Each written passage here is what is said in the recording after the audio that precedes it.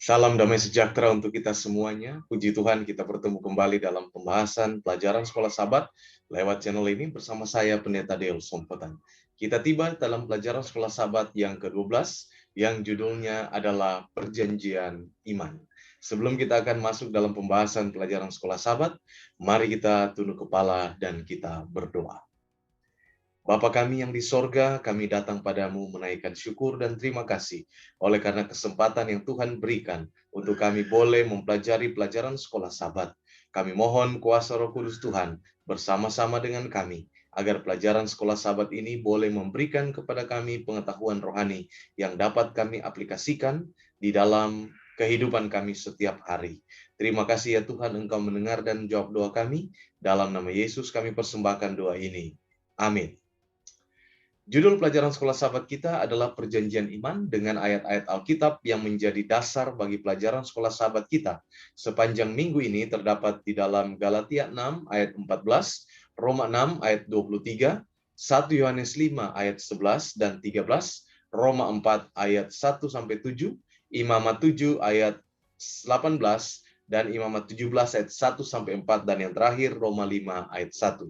Sementara itu ayat hafalannya terdapat di dalam Galatia 3 ayat 11, dan bahwa tidak ada orang yang dibenarkan di hadapan Allah karena melakukan hukum Taurat adalah jelas karena orang yang benar akan hidup oleh iman. Garis bawahi kalimat yang pertama, yang terakhir di dalam ayat ini atau di dalam ayat hafalan ini, yaitu orang yang benar akan hidup oleh iman.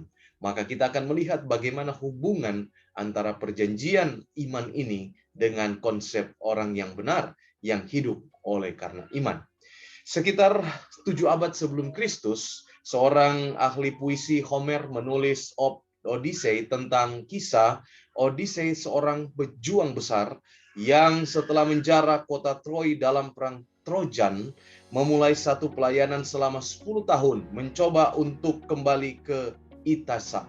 Pelayaran ini memakan waktu begitu lama karena dia mengalami kapal karam. Menghadapi pemberontakan, badai, monster, dan hambatan yang lainnya menghalangi dia untuk mencapai misi tujuannya. Namun akhirnya, setelah memutuskan bahwa Odysseus telah cukup menderita, dewa-dewa setuju untuk membiarkan petarung yang kelelahan itu kembali ke rumahnya. Pada keluarganya, mereka setuju bahwa ujiannya cukup untuk menjadi pendamaian atas kesalahan-kesalahannya. Dalam satu pengertian, kita sama seperti Odysseus. Sementara dalam perjalanan panjang pulang ke rumah, perbedaan pentingnya adalah tidak seperti Odysseus, kita tidak pernah cukup menderita untuk mendapatkan jalan pulang. Jarak antara sorga dan bumi terlalu jauh bagi kita untuk mendamaikan kesalahan-kesalahan kita. Jika kita tiba di rumah, itu hanyalah melalui kasih karunia Allah. Jadi ini adalah satu pelajaran pendahuluan yang mana memuat sebuah cerita tentang Odysseus yang harus pulang kembali ke tempatnya, dan di dalam perjalanan pulang dia mengalami berbagai hambatan, diantaranya kapal karam, lalu kemudian hantaman ombak dan lain sebagainya, yang akhirnya membuat dia kesulitan, dan akhirnya kemudian karena dia telah cukup menderita, maka dewa-dewa kemudian memperbolehkan dia untuk dia kembali saja pulang ke rumah. Dalam konsep yang kurang lebih sama, kita dalam perjalanan juga ke sorga. Tetapi antara sorga dan bumi ini, kita tidak pernah cukup untuk menderita untuk mendapatkan jalan pulang. Kita hanya dapat mendamaikan kesalahan-kesalahan kita di masa yang lalu ini untuk kita bisa tiba ke rumah hanya lewat kasih karunia dari Tuhan Yesus Kristus. Mengapa keselamatan ini haruslah sebuah pemberian? Mengapa hanya seorang yang sama dengan Allah yang dapat menebus jiwa-jiwa kita? Apa yang membuat Abraham menjadi perwakilan iman yang baik? Apakah artinya kebenaran itu diperhitungkan atau dikreditkan kepada kita? Dan bagaimana kita membuat janji-janji pengharapan yang terdapat di kayu salib menjadi milik kita? Itu adalah pertanyaan-pertanyaan yang dapat kita ajukan untuk memperoleh jawaban melalui pelajaran sekolah sahabat kita sepanjang pekan ini. Sebuah bayangan di Kalvari, cara penyelamatan perjanjian lama di bawah perjanjian Musa tidak berbeda dengan cara keselamatan perjanjian baru di bawah perjanjian baru. Apakah kitab suci perjanjian lama ataupun perjanjian baru, perjanjian lama atau baru, keselamatan itu hanyalah lewat iman. Jika keselamatan itu oleh hal yang lain, seperti perbuatan, maka keselamatan adalah suatu utang kepada kita. Sesudah yang pencipta wajib berikan kepada kita, hanyalah mereka yang tidak mengerti betapa seriusnya dosa yang dapat percaya bahwa Allah berkewajiban untuk menyelamatkan kita. Sebaliknya, ada satu kewajiban, dan itu adalah apa yang harus kita bayar karena kita melanggar hukum. Tentu saja kita tidak dapat memenuhi kewajiban itu. Dan beruntung karena Yesus telah memenuhinya untuk kita. Jadi peristiwa keselamatan ini sama antara perjanjian lama dan perjanjian baru. Lama dan baru sama, yaitu kita diselamatkan oleh iman. Iman kita lah yang membuat kita diselamatkan. Jikalau sekiranya kita kemudian harus membayarkan keselamatan yang Tuhan berikan kepada kita, maka siapa yang sanggup membayarnya? Kecuali yang dapat memenuhi kewajiban itu, yaitu Yesus Kristus sendiri. Kembali kepada Yesus sebagai penolong kita dalam kehidupan kita dan dalam keselamatan kita. Perjanjian dan korban merupakan satu konsep yang perlu untuk kita pahami. Dalam 1 Petrus 1 ayatnya 18-19 disebutkan di sana, sebab kamu tahu bahwa kamu telah ditebus dari cara hidupmu yang sia-sia yang kamu warisi dari nenek moyangmu itu, bukan dengan barang yang fana, bukan pula dengan perak atau emas, melainkan dengan darah yang mahal, yaitu darah Kristus yang sama seperti darah anak domba yang tak bernoda dan tak bercacat. Ini sebuah ayat yang sangat baik untuk menolong kita memahami bagaimana pengorbanan yang dibuat oleh Yesus Kristus, bagaimana dia menjadi korban, memenuhi perjanjian kita, yang mana kita diselamatkan, ditebus oleh Tuhan. Itulah sebabnya ada Petrus ketika dia berbicara tentang kematian pendamaian Kristus di atas kayu salib, ide tebusan atau harga yang dia rujuk membawa ke dalam pemikiran tentang praktek kuno mengenai seorang budak yang dibebaskan dari perbudakan, yang setelah harga dibayar seringkali oleh keluarganya membayarnya. Sebaliknya Kristus menebus kita dari perbudakan dosa yang akibat utamanya ialah kematian, tetapi dia melakukannya dengan darahnya yang berharga.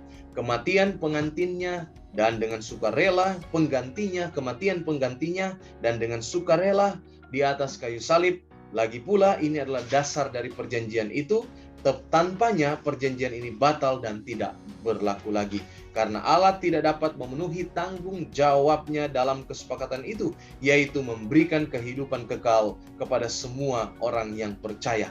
Jadi perjanjian itu tergenapi di dalam Yesus Kristus yang juga adalah korban yang mana dapat memberikan kepada kita sebuah keselamatan, penebusan, oleh karena Yesus datang sebagai korban yang sesungguhnya anak domba Allah. Mari kita belajar kemudian daripada iman Abraham sebagai orang yang benar yang pernah dicatat di dalam Alkitab, yang pernah hidup di atas dunia ini. Kejadian 15 ayat 6, lalu percayalah Abraham kepada Tuhan dan Tuhan memperhitungkan hal itu kepadanya sebagai kebenaran. Konsep percaya berujung kepada kebenaran. Yesus, Tuhan Allah, percaya bahwa kita pun memiliki kerinduan yang sama seperti dengan Abraham. Kita harus memiliki yang namanya percaya atau beriman pada Tuhan, sehingga itu akan mendatangkan sebuah kebenaran, akan diperhitungkan sebagai kebenaran di dalam kehidupan kita. Ayat ini di dalam Kejadian 15 ayat 6 ini tetaplah satu bagian yang paling besar dalam kitab suci. Ini menolong menetapkan kebenaran penting dari agama kitab suci, yaitu pembenaran oleh iman saja. Dan ayat ini melakukannya berabad-abad sebelum Paulus menuliskan dalam buku Roma, yang menolong membuktikan poin bahwa sejak dari Eden dan seterusnya, keselamatan selalu datang dengan cara yang sama. Jadi konteks daripada ayat ini menolong kita mengerti betapa besar iman daripada Abraham. Dia percaya pada janji Allah, dan untuk mendapatkan seorang anak dengan semua bukti fisik yang kelihatannya tidak dapat membuat janji itu mungkin. Ini adalah jenis iman yang menyadari kelemahan sendiri, jenis iman yang meminta penyerahan yang sempurna sepenuhnya kepada Tuhan, dan jenis iman yang menuntut penyerahan total ini kepada Tuhan, dan jenis iman yang berakibat pada penurutan. Inilah iman Abraham, dan ini diperhitungkan kepadanya sebagai kebenaran.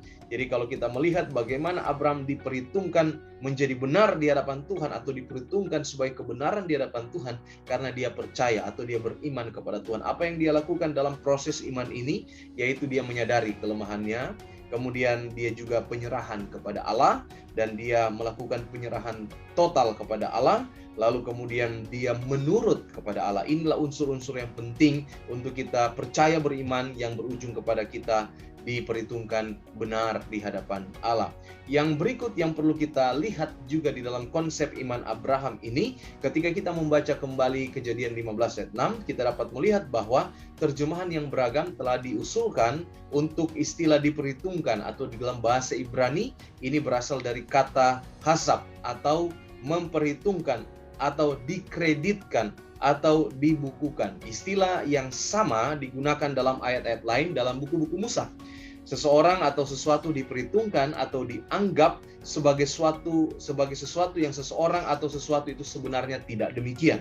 Jadi dia sebenarnya tidak demikian, tetapi itu diperhitungkan, dianggap demikian dalam kehidupannya. Mungkin itu artian yang sederhana. Sebagai contoh, dalam Kejadian 31 ayat 15, Rahel dan Lea mengakui bahwa ayah mereka menghitung atau menganggap atau memperhitungkan mereka sebagai orang asing, meskipun mereka adalah anak-anak perempuannya. Perpuluhan orang Lewi itu dihitung, dianggap seolah-olah itu adalah jagung dari pengirikan, meskipun jelas bahwa itu bukanlah jagung. Di dalam terjemahan Alkitab, contohnya versi King James Version menggunakan diperhitungkan sebagai terjemahan hasab. Jika korban tertentu persembahan pendamaian tidak dimakan sampai hari ketiga, nilainya telah hilang dan ini tidak boleh diperhitungkan. Bagi keuntungan pembawa persembahan, berbicara tentang satu situasi di mana satu korban diperhitungkan bagi keuntungan orang berdosa yang kemudian berdiri di hadapan Allah dalam kebenaran. Allah sedang memperhitungkan orang berdosa sebagai orang benar, meskipun pribadi-pribadi itu dalam kenyataannya tidak benar. Jadi inilah yang dinamakan kebenaran. Tuhan memperhitungkan kita sebagai orang benar, walaupun mungkin kita masih berbuat dosa, tapi Tuhan tetap memperhitungkan itu sebagai kebenaran bagi kita, supaya kita dapat diselamatkan. Oleh sebab itu kita perlu bertumpu terus kepada janji-janji Kristus di dalam kehidupan kita. Ada sebuah cerita tentang seorang kardinal yang terkenal bernama Beralmin, seorang apologis Katolik yang sangat besar, yang selama hidupnya berperang dengan pekabaran pembenaran oleh karena kebenaran yang diperhitungkan.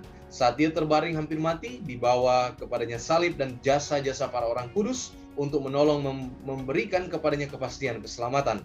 Tetapi Bellarmine berkata, ambil semua ini, saya pikir lebih aman percaya pada jasa-jasa Kristus. Ini merupakan sebuah kesimpulan dari pelajaran sekolah sahabat kita, di mana oleh karena Yesus kita dibenarkan oleh karena iman. Ellen White dalam buku Selected Messages jilid 1 halaman 367 berkata, satu-satunya jalan di mana seorang berdosa dapat mencapai kebenaran adalah melalui iman, dan oleh iman dia dapat membawa kepada Allah jasa-jasa Kristus. Tuhan menempatkan penurutan anaknya kepada perbuatan orang berdosa. Kebenaran Kristus diterima menggantikan kegagalan manusia. Perjanjian lama, perjanjian baru, Yesus membayar hutang sesuai hukum supaya kita dapat berdiri sebagai orang benar dalam pemandangan Allah. Demikianlah pelajaran sekolah sahabat kita sepanjang minggu ini yang berbicara tentang satu konsep perjanjian iman. Semoga pelajaran ini dapat menolong kita. Jangan lupa apabila Anda menyukai video ini, jangan lupa untuk subscribe, tekan tombol subscribe, tekan tombol like, dan juga aktifkan loncengnya dengan tekan tombol lonceng, dan share ini untuk menjadi berkat juga bagi orang lain. Dan jangan lupa berkomentar, bertanya, ataupun memberikan apresiasi terhadap pelajaran ini. Tuhan memberkati kita semua adalah doa dan harapan saya. Amin.